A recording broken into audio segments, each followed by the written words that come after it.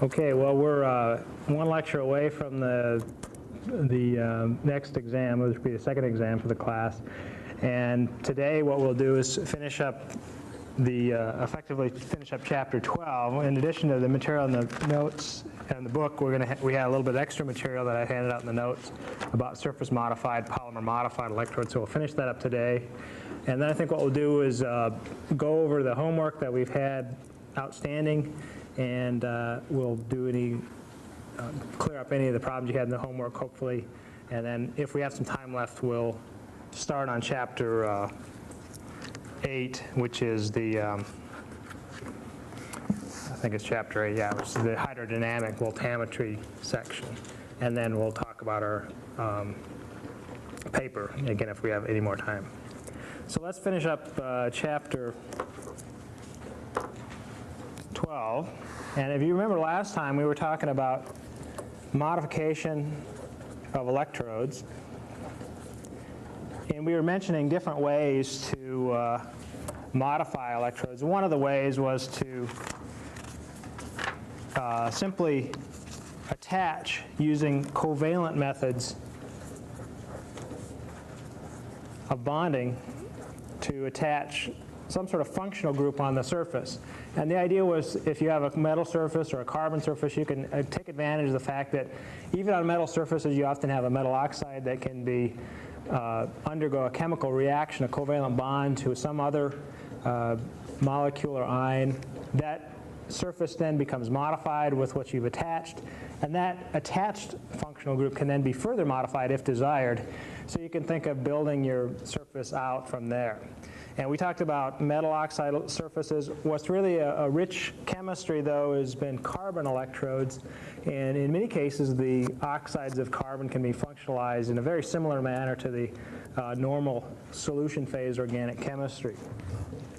I'm going to talk about a couple different ones. Last time we talked, as we were finishing, we were talking about using this, what they call DCC, as carbodiamide type chemistry. And that's a very useful method. But in fact, it turns out there's another method that's just been developed a few years ago by a French electrochemistry group led by Savient, who's a very famous electrochemist. And he suggested the following method. He says if you take a glassy carbon electrode, and it probably would work for almost any carbon, but he used a glassy carbon electrode. And he had used a material, oops, not two, just one, not three, two. It's a salt. It's a diazonium salt is what it is. And he started out with the nitro group, the nitrophenyl diazonium. And what happens is this diazonium functionality absorbs onto the carbon surface, and then once you reduce that diazonium functionality, then a reaction occurs in which the nitrogen-carbon bond here cleaves,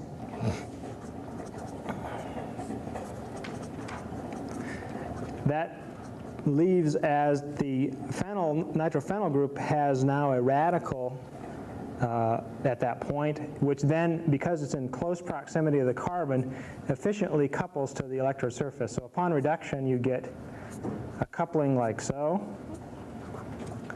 and then you produce a nitrogen gas as another byproduct. So this nitro group is available for other things, and for example, what you can do is you can reduce this in an aqueous solution, an acetate buffer, to form efficiently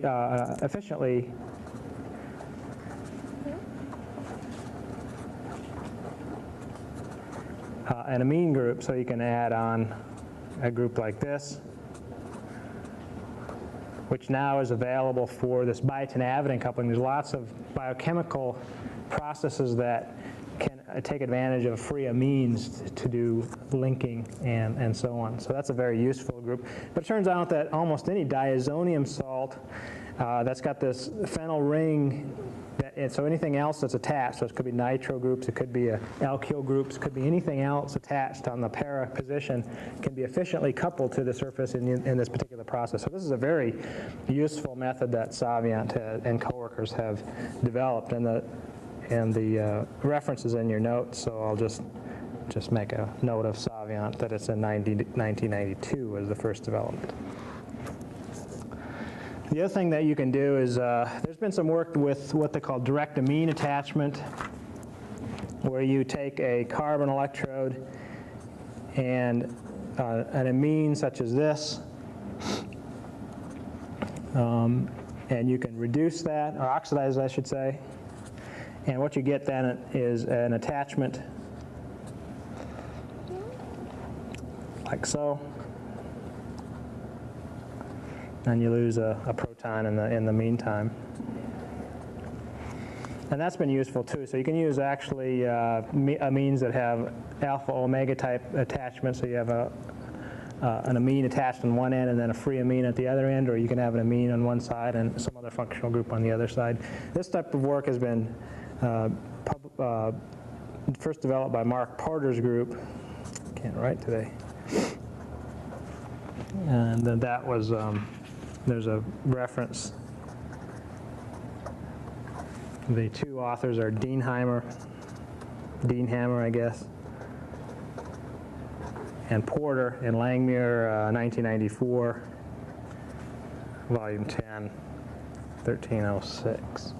And that's a initial description. They've got some subsequent papers that also are useful. Now, what are you going to be doing with these sorts of things? We've already seen where you can use this as a method to attach a catalyst on the surface, like enzymes, which help to increase the selectivity of a chemical process. But you can also try to do as a mediator, as an electron transfer mediator on the surface. In many cases, direct electrode chemistry, electrochemistry, is often not very possible, because the reaction is slow when you try to directly oxidize or reduce something with an electrode. And often you find that a solution phase electron transfer is much faster. So for example, you can reduce or oxidize something with an oxidant or reductant much more efficiently than you can by an electrode. And that has to do with a number of chemical properties of the oxidant and reductant and the thing you're trying to reduce or oxidize. But so the idea here is that, well, let's take our solution phase oxidant or reductant and attach it to the electrode. So now we'll have the best of both worlds. We can use our electrode for the reaction chemistry, but because our oxidant or reductant is attached to the electrode, it doesn't go away, so we don't have to worry about an expensive catalyst, for example, or the presence of the catalyst in the solution, which may involve a problem with the workup of our reaction. We do a reaction, we have to get rid of the catalyst later on. So for example, people have tried to use these as electron transfer mediators. One initial attempt was this one, where you attached an orthoquinone using this amide type coupling.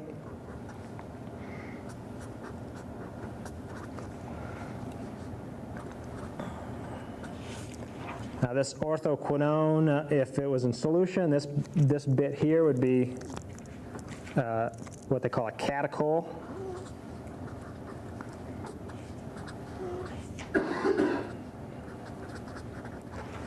And it's very easy to oxidize and reduce, and so it's a good choice for doing oxidations and reductions in solution.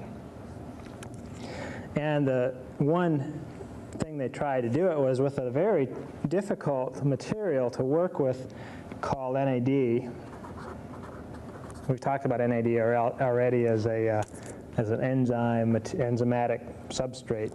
It stands for nicotinamide adenine dinucleotide.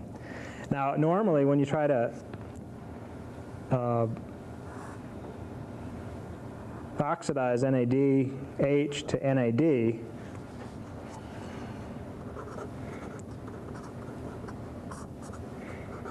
the reaction does occur. You see a wave for that process, but it's usually quite positive of the formal reduction potential. In other words, there is a very large overpotential for that reduction.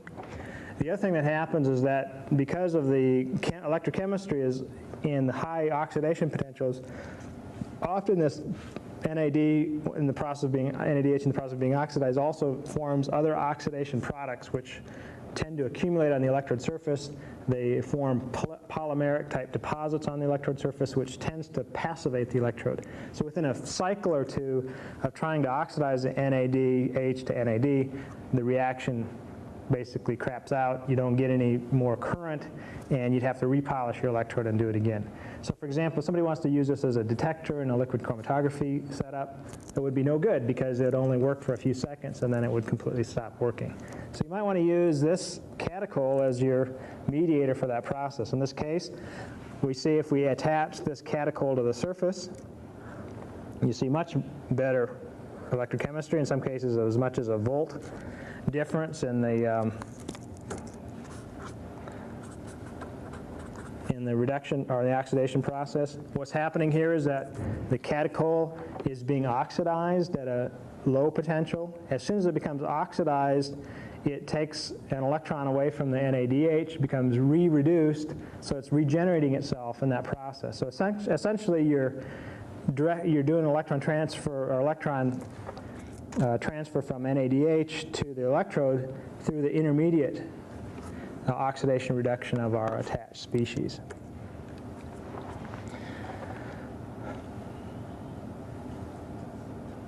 The problem too with this is that even in this case, this doesn't work very well. After a few times, it tends to foul, the electrode fouls. And so people have worked with different sort of mediators and different attachment processes, but it turns out that NADH to NAD has always been a really tough problem for people to try to do.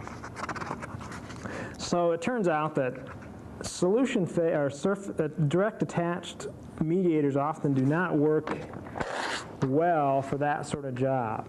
Now they do work well for this enzyme attachment we've already talked about, but for this sort of job where you're trying to catalyze a process, the